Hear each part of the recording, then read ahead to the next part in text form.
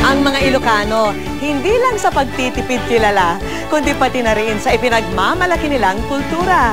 Kilalanin pa natin ang makulay nilang probinsya.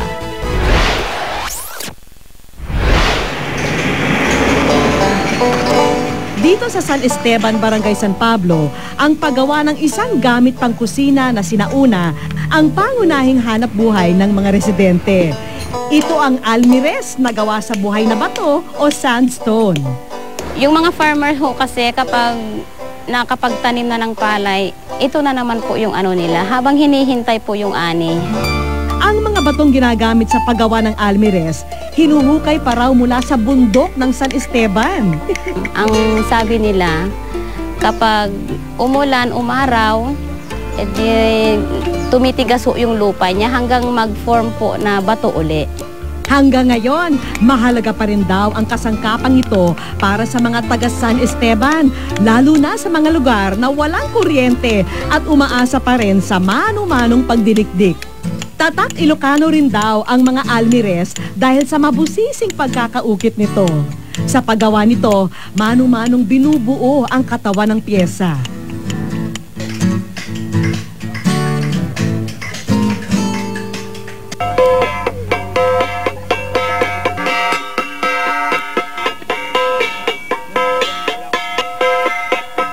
Sa liblib na kabundukan naman ng bayan ng Del Pilar, makikita ang isa sa pinakalumang tribo ng Ilocos, ang Bago Tribe.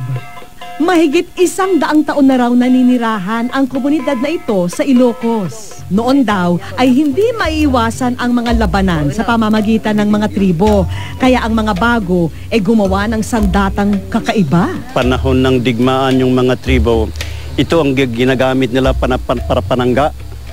Ito ang pangtusok. Kaya may ganitong kasay, mga sinasabi nilang ganito, kasay, panangga sa sandata. Gawa ho ito na sa bilang, yung kahoy na yung matigas, pinakamatigas. Tinatawag nila itong kasay, isang sandatang hugis pagong na pinaniniwalaan nilang swerte dahil malapit ang mga ito sa tubig.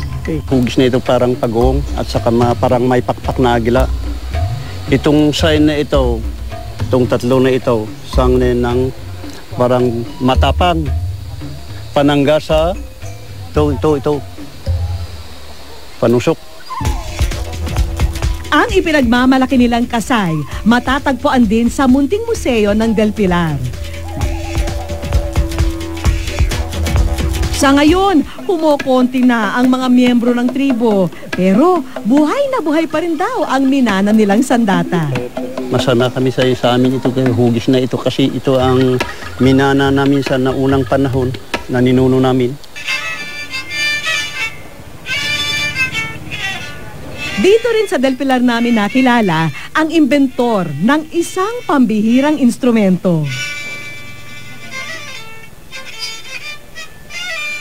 Si Tatang Olanyo, na 89 na taong gulang, inventor ng labin, isang malabyolin na instrumentong gawa sa kawayan.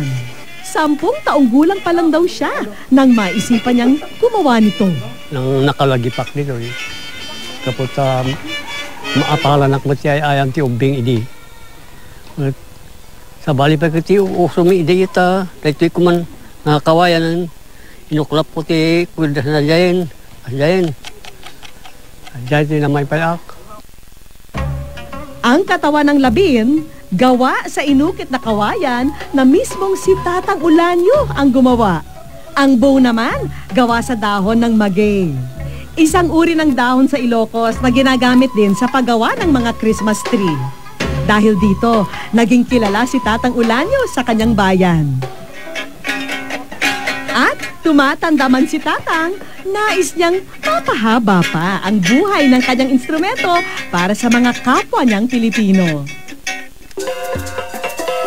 Ang buong bansa may maipupulot na aral mula sa mga Ilocano na sa kabila ng mga impluwensyang dayuhan ay litaw na litaw pa rin ang pagmamahal sa sariling bayan. Sa patuloy nilang pagmamalaki ng kanilang kultura, kahit sinong turista, masisiyahan sa kanilang mga makikita at makikilala.